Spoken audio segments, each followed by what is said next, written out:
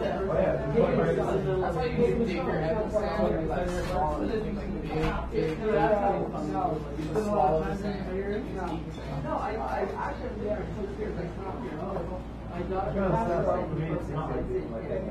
can I help you? This wasn't working right. Like it wasn't, I tried it when you were reading, and your head wasn't going down. Yeah, no, sometimes it's weird. But it was good enough. I think the top of your head was kind of chopped off or something. I'm just going to let them know we're getting started here again.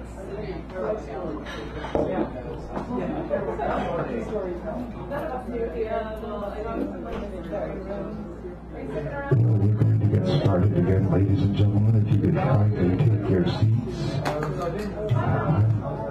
Have a seat. We'll get started with our lovely second half with John Philip Sousa presenting the Deaf Aid, Morgan Freeman, Alistair Crowley, Lord Haw, and James Wright. The right James Wright, the Honorable James Wright. I'm only kidding about that. It's not James Wright. As our honorable Second half opener. Melissa Mello, you're kicking us off and you're the end, right? Where is everyone? They're here, Melissa Mello. Some of them are outside chatting. Advise them that we are ready to start. I shouldn't do that. That's rude. Looks strange. But we can start in just a moment. And the audience is returning. The break is over. I'm actually going to tap. Really? Are you going to tap tonight? I would believe it. So you're opening the second half and closing, right? Yeah. Okay. All right. Ladies and gentlemen, give a round of applause for Melissa Mello, our wonderful opener.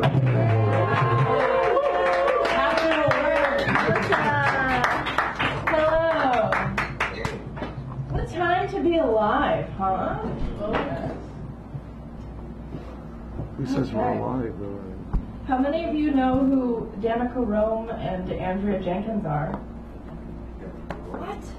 Oh, yeah. So Danica Rome is the first transgender woman who won state legislation yesterday.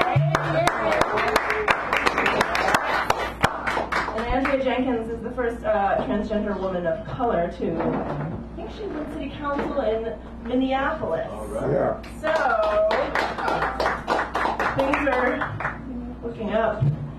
It's also, 2017 is the worst year for transgender murder in this country. So it's interesting. It's interesting. So I'm going to do a piece that I haven't done here in a couple of weeks.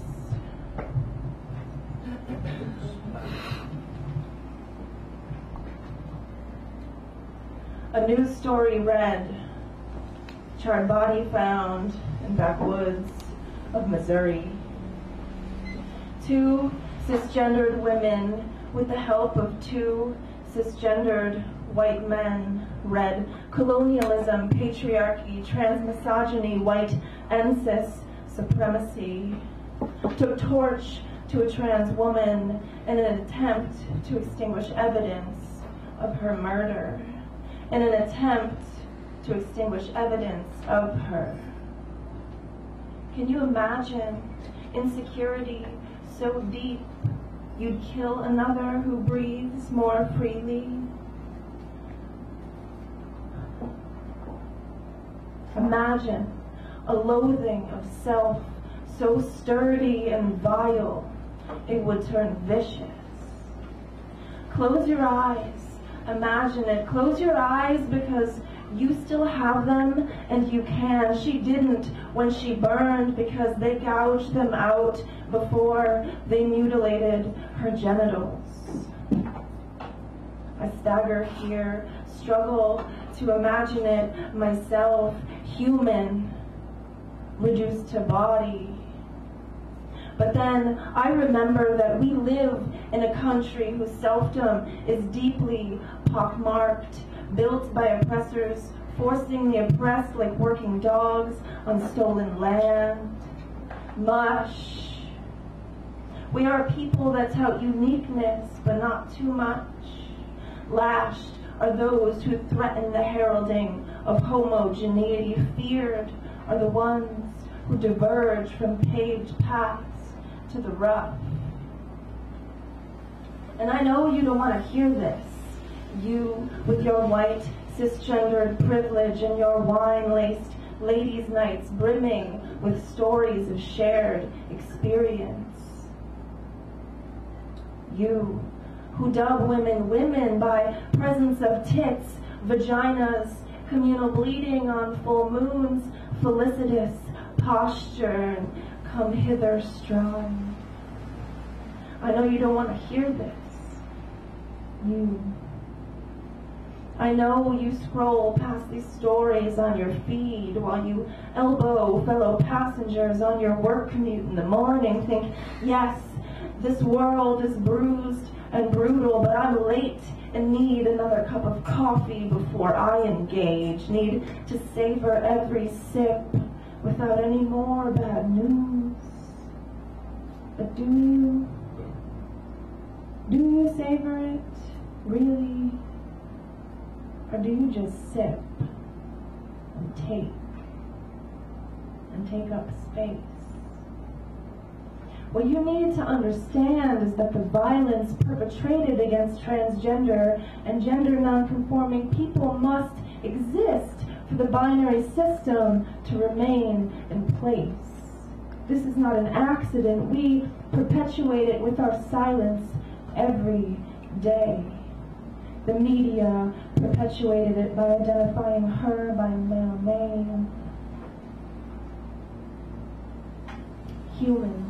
Not was once identifiable by a male name. No, she will not be reduced to gender. Human. Not was once engaged to a woman. No, she will not be reduced to sexuality. Human. Not 21st transgender person to be murdered in the United States in 2017. No, she will not be reduced to statistic. Human. Not charred body found in backwoods of Missouri. No, she will not be reduced to body. Human. Her name is Allie Lee Steinfeld, and she was 17. Thank you.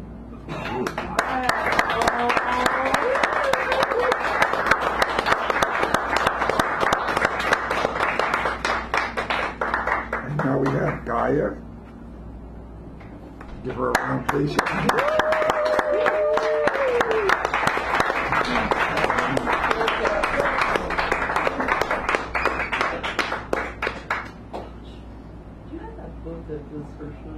I got what? It was the fire.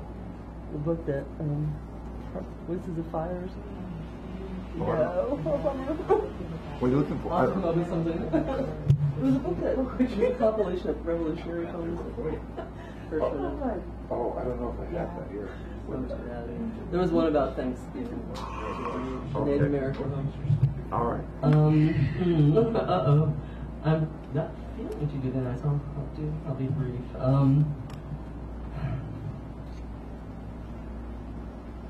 Supernova. Since it's raining. It was like a rain of fire pouring into our souls, invisible, silent, burning like the fire of love, like midnight sun. Like there we were, Muni bus number 23, beginning our journey home. One second everyone laughing, the next second everyone crying, and the sun was shining so violently that the bus was in flames. Could hear only you, see only you, eyes opened or closed, didn't matter, nothing mattered. We were dying into light, into you, into me, into the voice of the angel. The door to our dreams open now, the dreams in our hearts living now, the waiting over now, forever and ever and ever now. Life without, life living without, ending now.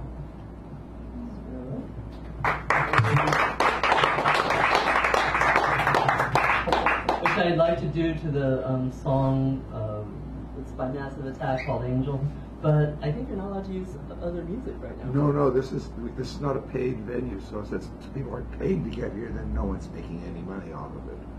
So you can sing, you can do covers. No, I mean you can sing, but you're not allowed to use music that's other people's, right? Wasn't there something? It was a couple of years ago. Oh yeah, that's true. But that's if it's a venue where people have to pay to come in, but we don't do that. But so okay. Yeah, so it's all right. That's my. Next time I'll bring this song to music. All right, there you go. The other poem is another brief one thing. What? Okay. Anyway. I got a kid in Tuskegee. That was my question. I got a kid who made it to Tuskegee. I just sent a 100-page letter to my nephew.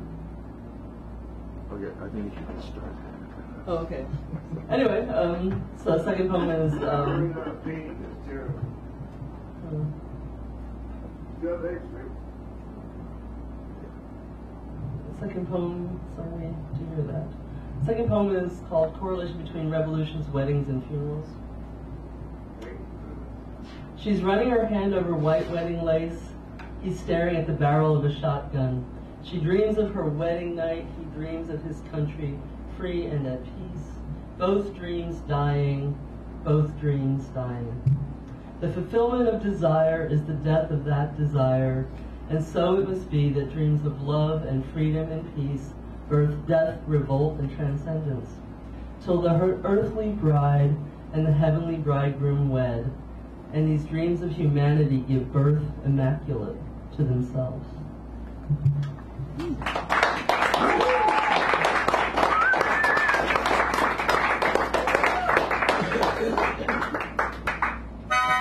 I'm going to do that instead of to say anything I can't. All right. That brings us to Zane. Zane is next. Give him a round, please. As he comes up next.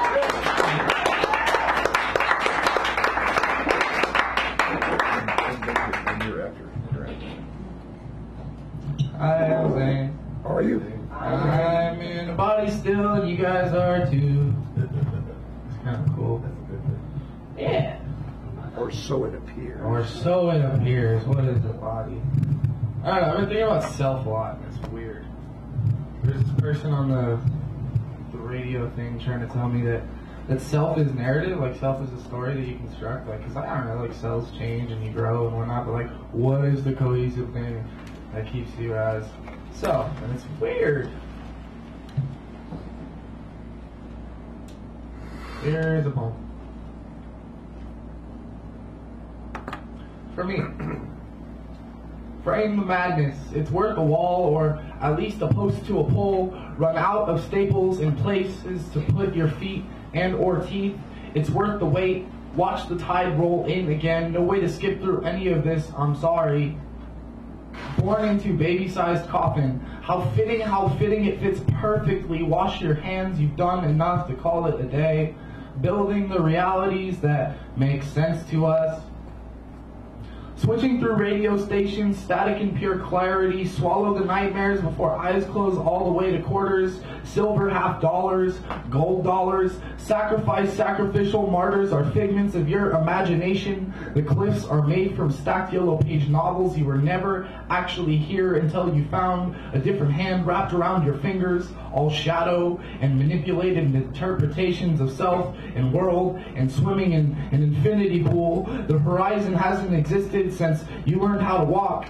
I am failed disappearing act, dancing with wind and spitting out embers, bare feet smash out of the ash. Solace has a face and she looks like my Aunt Linda, sleeping on couch until she is only photographs and mom's empty wine bottles. It's okay, grief makes accidents too. Don't worry, it was the same medicine she always took. Please love the ugly. Please love the concrete harder than anyone you have ever known, and stop glorifying black coffee. Talk to the mirror like he is actually your friend. What name do you get to keep? See, I am purposefully broken and limping. The sidewalk remembers you better than she do. Inanimate has a better memory. Less reconstruction. Only stay there and take in whatever the sky feels like handing down. Let's make it a storm for the rest of us. The chalk drawings go into the gutter eventually. Let's make all that color worth something. Thank you. Nice.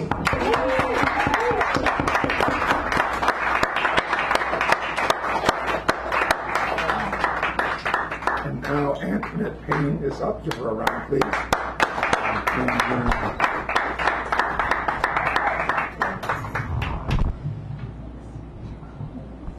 Hi. Hello. There's just so many good poets here tonight. Kind of intimidating. I'm going for it. You're one of them. I'm gonna go. Thank you. Thank you. I wrote 2 new ones today, so I'm going to do those. So thank you for Sacred Grounds for motivating writers. So, foundling appears bundled alone, gift regifted, waits on welcome. Mother Earth cradles mud, always room for another. Blame all souls, climate revolts, industrial complex, imminent upheaval, laments, graceful sprigs pushing through sidewalks. Sunset westward bound, alchemy takes her back through murky mist until every shade of green falters. Bold fabricators drain reality, perception or knowledge, only one is true. Animals slaughtered with no thought, like prejudice, a foregone twist towards discrimination or esteemed corruption. Nowhere to hide, truth be told, we are screwed and now we know.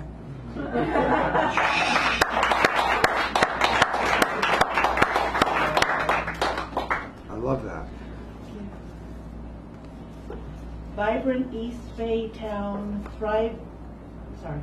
Vibrant East Bay town, thriving thrifts, theater, town hall. Girls speak Brazilian Portuguese sitting outside.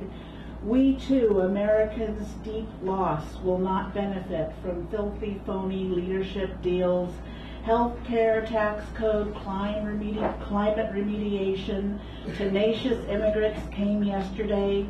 Watch inequality widen, long gate walks further down boardwalk, smells slimy fish, sharks they say. Field where dreams unravel circadian rhythms, music rehearsed, reverberated, truth sidle up to assembly days of old.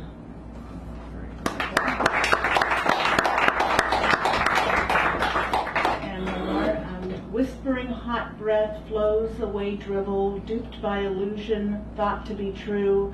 Molecules shape dense conditions, guided by yesterday. Knees, sacral pains. I'm sorry. I kind of screwed that up. Sorry. Go back to the beginning. Go after that. It's relatively short. So, whispering hot breath flows away drivel, duped by illusion, thought to be true. Molecules shape dense conditions. Guided by yesterday, we age, knees, sacral pains, nothing seen instead, recalled like bits of ignored treasure. Clear purpose hides in fragrant vines, dried brown leaves, tart tasting green waits for rain.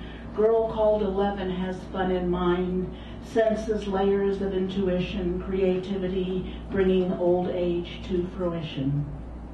Wow.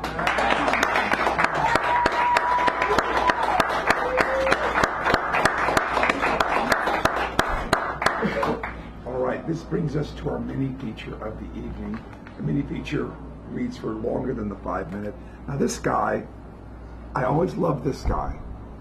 From the moment I saw him, I thought, this guy, I like this guy. Why do I like this guy? My brain says, I don't know, but I like this guy. Oh, yeah. So, Joe, come on up here.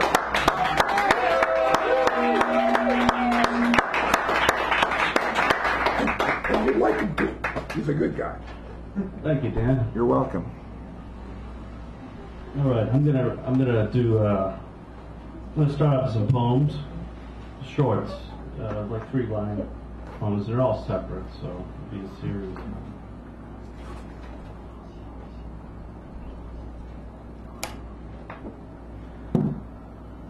What sight eludes the eye remains to be seen.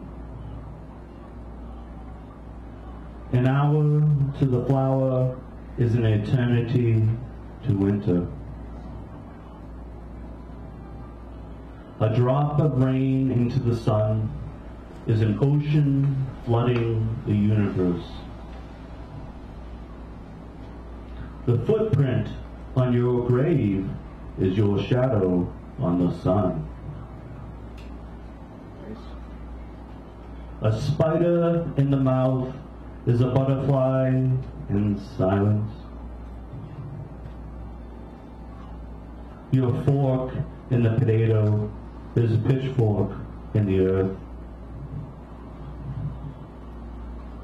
The dead rat in your yard is the dead flesh in your skin. A drop of butter on bread is but a wage of labor on wheat. The nature of fire is to devour what gives it life. The nature of evil is to destroy everything. Where does an orange get its color?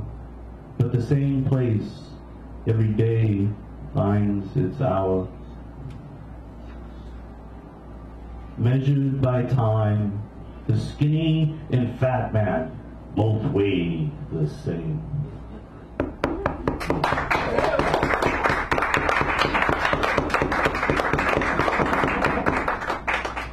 All right, so I'm gonna, I don't read prose very often, but I'll read a couple prose pieces. They're inspired from a novel that I have, is Shrewsbury Street, which is written. I guess I still have more to write to it, and it's a 8-novel series, and covers extensively a lot of my travels across the country and a lot of characters involved. Steve Carlin had encouraged me to read this tonight and the next piece, so that's what I'll do. Grandma, she was always quiet and had little to say, and so I never could get a grip or a grasp for whatever went through her head, except for little hints, like the time I visited her home, bored out of my skull in Newton Square. I was 8 years old when I hid the bike under the porch, and I knocked on her door, and she waved me in.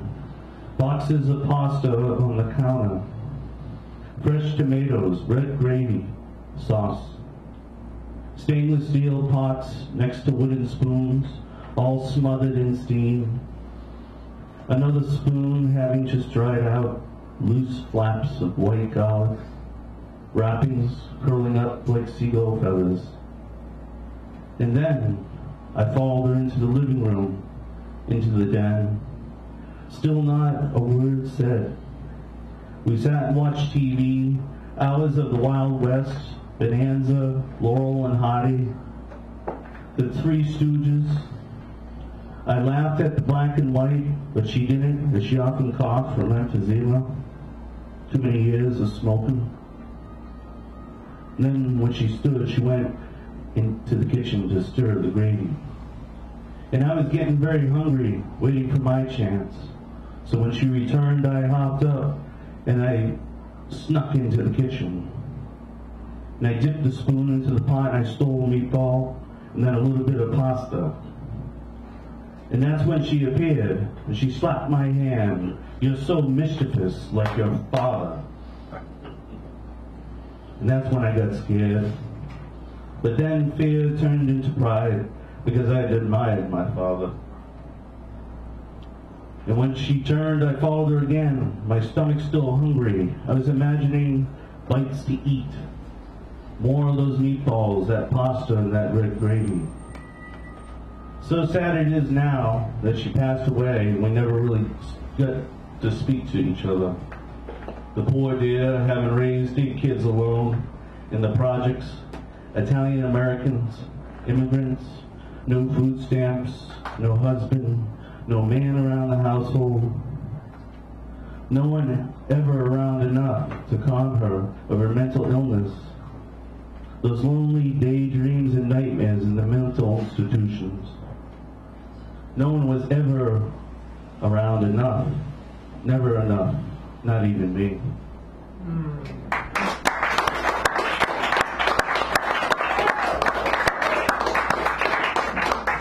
Thank you. I'm going to read another prose piece along the same lines of the Shrewsbury Street novel. And home is in there, so with the theme, it naturally fell that way. My Uncle Louis. By the time I left high school, I didn't see much of anyone anymore. Not my parents, not my siblings, not even my friends, and certainly not my Uncle Louis. But this time, Uncle Louis quit the dope and stuck to methadone. It's as good as banging up, he said, but even better. So he found a settled down life finally in his 50s. No more trips to prison.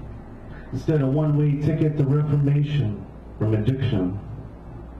All the prison education did pay off. By this time, he worked as a mechanic near Mills Pond and had that settled down house in a two duplex on Mill Street, a quiet neighborhood on a busy street just below Worcester Airport.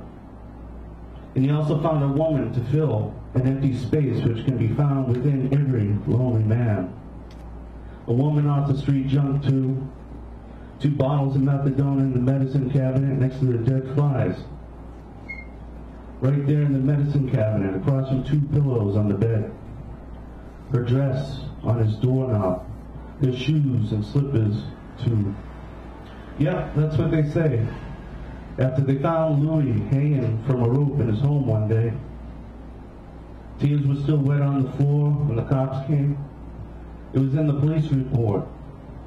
When I asked what had happened, I was told that he hit a new low, the new final low of his life, after his girlfriend passed away 2 months before. HIV, AIDS, it happened quick, too quick, always too quick.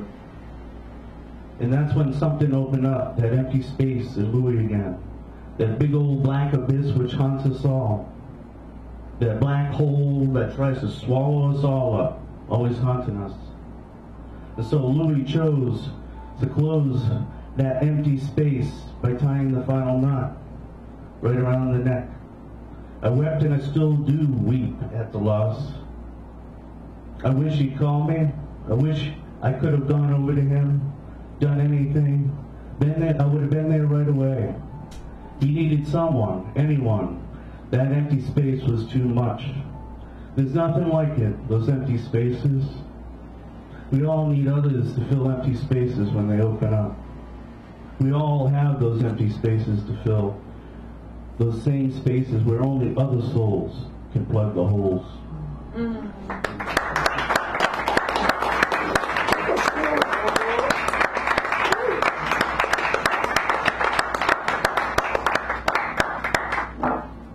Thank you. Dan, you probably know, right? I was going to be going out of town tomorrow, right? Yes. But Maggie had a good idea, so we said we'll extend the trip 4 more days here. Great. Problem is, my cat got upset, so. Don't upset your He's cat. been sending text messages in pictures. So I kind of captured a little bit of that here. It's been pretty aggravating, actually. Damn cat. He's a sweet cat. I mean, he is. Well, he was. My cat was a sweetheart until the cat texted me in frustration, even attached a series of selfies and pictures. The first one was the sunshine. Sunshine was spilling over into the morning over an empty plate. Unlappable sunshine, indigestible rays of light, unquenchable dry flesh, unextinguishable rays of warmth. His white paw highlighted in direct sun, near scattered dark brown scraps glued to the crimson decor of a 1930s plate. Swirls, Oriental art, the Musso and Frank's logo etched within a sliver of his whisker shadow. A curling whisker alone. The first text message he sent said, "I'm starving. Where the hell are you?" So I texted him back. "The dry food is on the table, you dope. Don't you remember?" But my cat Otis, he always forgets about his dry food being up there. The four legs of the table are drowning in water cups to keep the ants away. 2. Second reply came immediately after the next picture. A toppled bottle of vodka on the floor, next to a torn Ziploc bag, a gallon of catnip floating on the vodka, tiny gray-green specks soaking up the sun, a few glittering like gold dust. His paw prints in the distance, dozens of wet, sloppy tracks and dizzy trails. The cabinet door was ajar. Yeah, Otis, he knew what he was doing, sending me this picture. My heart was pounding. I knew what he was capable of when he was stoned. Pissing on the pillow, passing out on the neighbor's bed, crying day and night just to get a rise out of the blind woman across the street, Mrs. Holmes, who'd always be calling up the fire department because Otis loves attention, craves it just as much as his food, and catnip's his crutch, his only crutch. He knows how to get under my skin. Otis, Otis, Otis, how did you manage to open up that cabinet door? Thank you.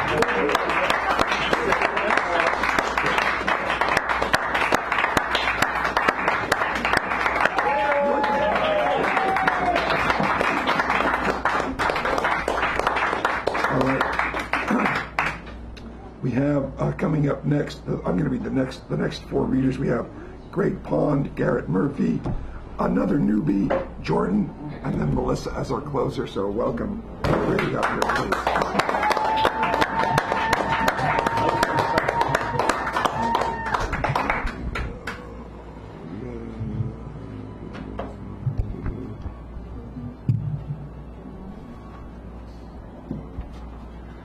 In keeping with the theme of home cooking. Oh yeah.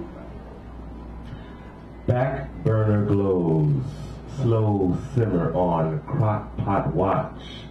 Heated up then, turned down low, to slightly bubbling, babbling brook in a saucepan. Bring back to a boil after adding 1 can. Sizzling skillet laughs, cookbook recipe asks, for half a cup, add 1 heaping spoon, gently stir and let cool. Rich, thick steam rising and mixing above with the good home aroma of spices and love.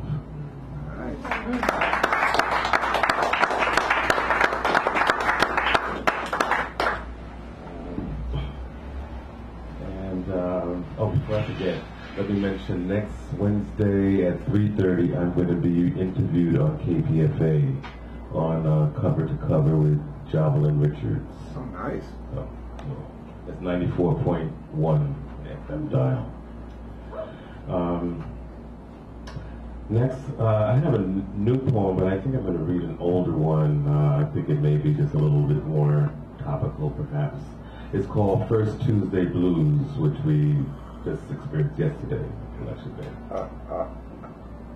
On the first Tuesday of any November, in the not-too-glorious past, guard dogs and hoses protected polling places from ballots about to be cast by the wrong color faces. Undemocratically denied hard-earned civil rights. A slice of slavery winks its eye. These days, the first Tuesdays of every November are divided red and blue, and white usually ends up right no matter who we choose, with minorities left to succumb to whatever majority rules. Guard dogs that used to chase and bite are now watchdogs assigned to protect our rights, while Uncle Sam holds the leash. A bald-headed eagle winks its eye.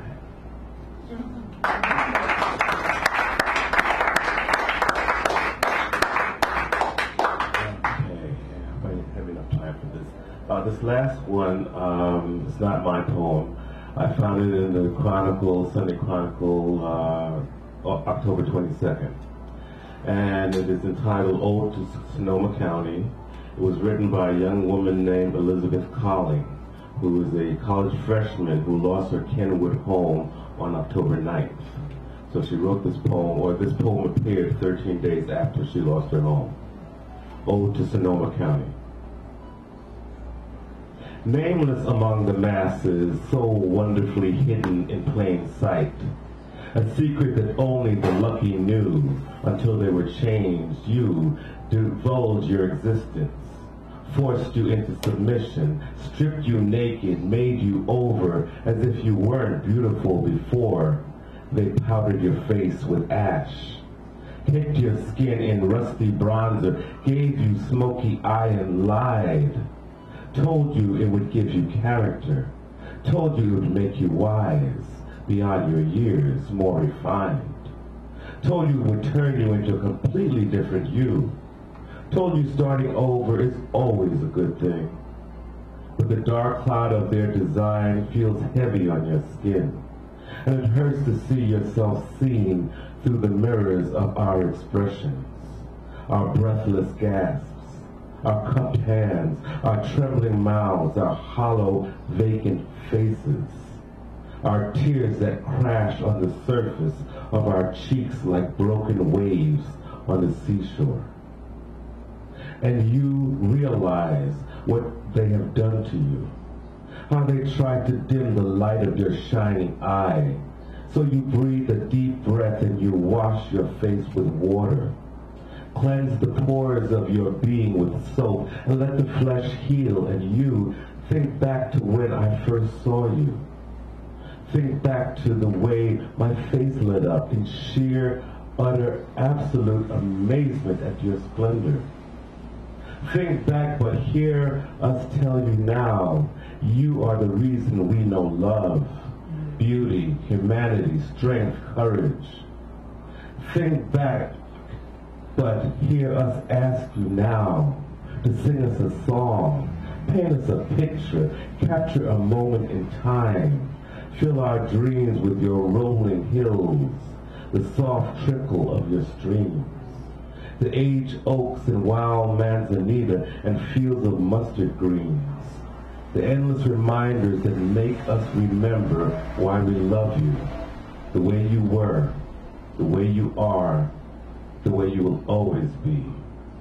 Sonoma County. Ode to Sonoma County by Elizabeth Collins.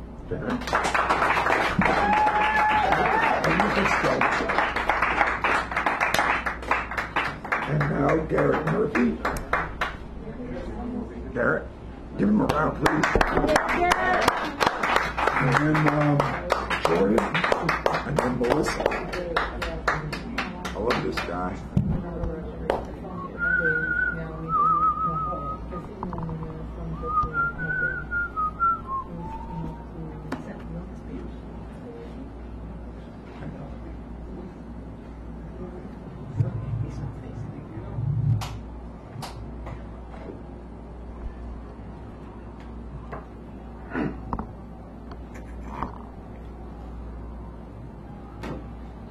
My idea for a new kind of TV show. Great. While I was seated at home one day, I got an idea for a new type of TV show. The storyline went as follows. The media of such and such a country has been taken over by one cold-hearted Big Brother. It saturates a populace with unquestioning reverence towards authority, large and small, under the guise of heartwarming family values. In this such and such a country, the schoolyard bully, for example, has become the virtuous hero of the dramas, the comedies, the court shows, and news, and even of all three branches of government. And the populace is completely enervated. They have learned to enjoy seeing humiliation, even their own, on a daily basis. Shouting matches are the tonic of the day. No warm and fuzzy with the school children here. Whippings, beatings, slams on the walls, and tests, and more tests win the day here. Police ride roughshod over those who are different, be it by race, nationality, religion, or some other immutable, and are subject to medals, promotions, and veneration, especially if they overreact and kill or maim. While the country's own caretaker is a schoolyard bully, come to extend the skills learned on the playground and extend into the city, county, state, and nation to the rest of the world, simply because he can. Now, of course, there must be a few opposed to all this, but they shall not win. These you see are the new bad guys who are traitors to this such and such a country, and bad guys never win. All have learned to love the perpetrator and to hell with the victims. How's that for a new type of TV show? I sent the idea to the producers of programming. Surely they could see the numbers multiplying in their heads. A few weeks passed before I'd heard from them. Finally, the response from them came in the form of an envelope, and I got the shock of my life as I read, "Dear sir, we regret to inform you that we have rejected your proposal for lack of originality. We suggest you develop an imagination or perhaps become a journalist. For your work, you see, as written as is nothing more than a simple diary of a very routine day."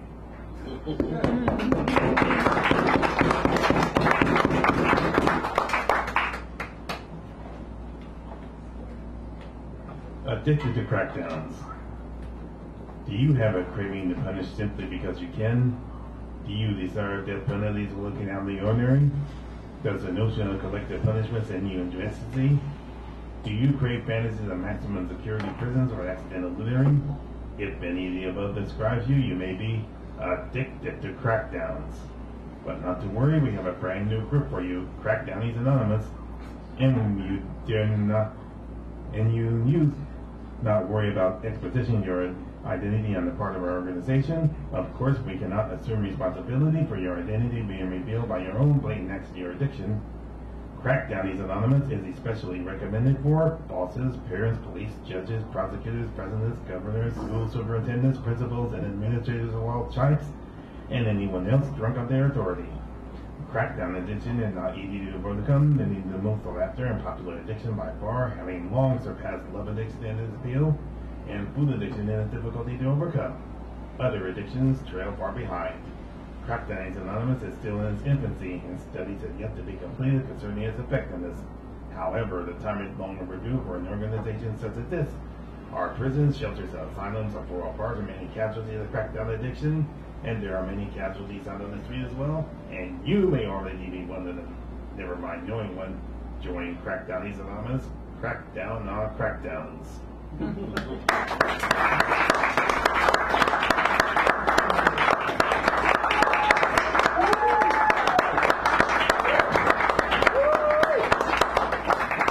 All right.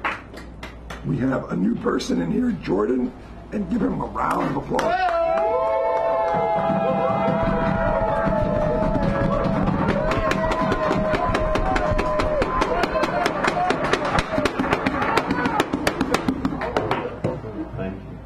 This makes a lot of noise.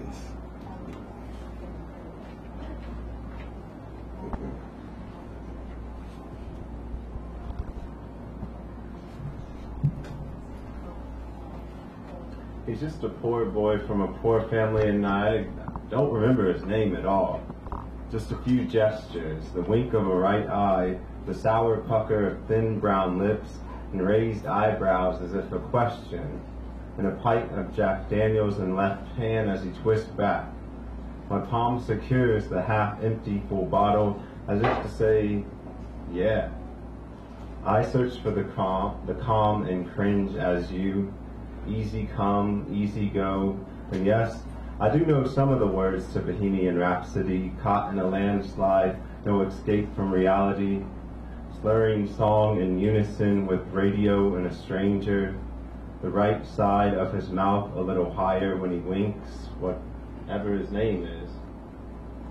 Deep wrinkles around his eyes from all the nights we never knew each other, the glass bottle back against my puckered smile, singing the same words together as the air we breathe. I see a silhouette of a man, thunderbolt and lightning.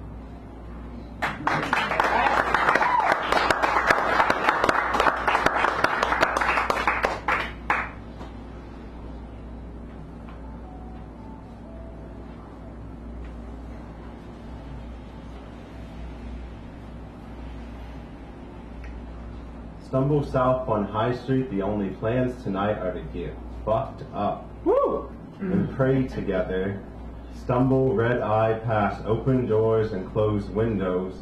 Stumble into the whispers of good weed, cheap vodka and orange juice. As awkward shouts shake a one-person apartment filled with the exhalations of 8. All strangers, lovers, and friends, half children huddled together for pointless intoxication. Stumble towards the soft glow of another crooked face, deeper into the drunk high embrace so bitter and honey it is. the wandering mistaste of dancing in concrete circles, throat dry, throat numb from cocaine and supplication, broken tongue vomit, black saint recitals. We all hate certain days living. In Ohio, at least there are others to swallow the smoke with tonight, to exhale self-taste and pray together to gods that satisfy our stumbled plea, forehead bowing to towards the dirty wooden floor beneath.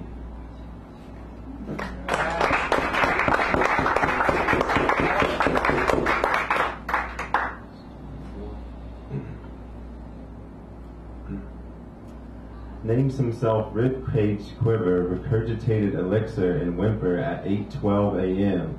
Has soul rips through his esophagus into the porcelain bowl of water, past self and bile, and in that moment he is both, breathing and awake, perhaps even the two simultaneously. Names himself. Choke spit moan slumped over the edge and further in, as beads of sweat cascade his face and trembling palm pushes down on a silver handle.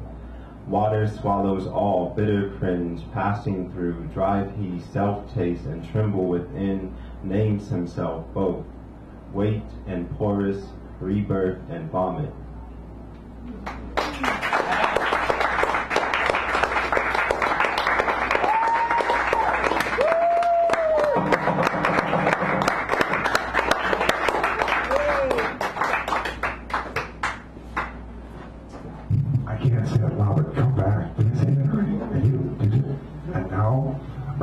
Closer, super duper bulldozer. Melissa Mellon's coming up here. Thank you. Can I do two? Yes, you can do two. This is all her idea. What? What's my idea? Many of them. There's too many. Okay. This is an older poem. I never really liked popcorn. It always tasted stale to me. I guess you can add another tally to the lie list, hold it over my head like an upside-down umbrella during a downpour. I don't think I'm in love with you anymore. I spoke those words to you after work as we sat at the kitchen table, clutter-covered, soiled with food crumbs, dying hydrangeas, your half-empty beer cans, and slews of coupons collected by our housemate, who would later use them to justify making dozens of purchases nobody needs to make. You stared, mouth agape. Even I felt your heart sink, heard it hit bottom like a coin clink on tin. There is a dichotomy of beauty in letting a lover go that dances with ache. I want to be unapologetically bold, lavish, with my love and gouged open. How do you gently welcome a reclaimed freedom? How do you not greet her wildly and with an open-mouthed kiss?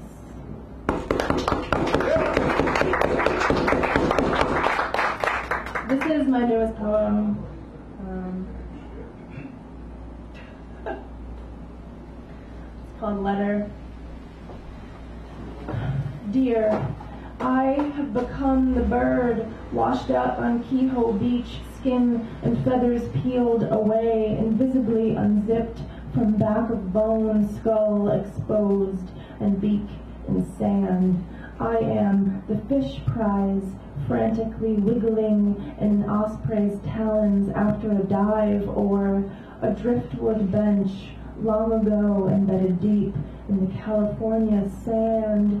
You are the heedless riptide pulling everything back out to sea. Signed, thinking of you. Thank you.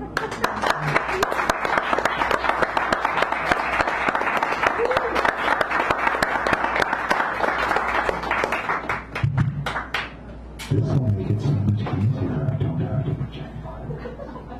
So we now have the fun part. These are when you signed up, you signed next to a number. You'll notice that these cards have numbers on them. Handing into this individual, you're just going to shovel them. Don't forget those. So what I'm going to do now is pause this thing so you don't need to have this on anymore. Good night in TV land.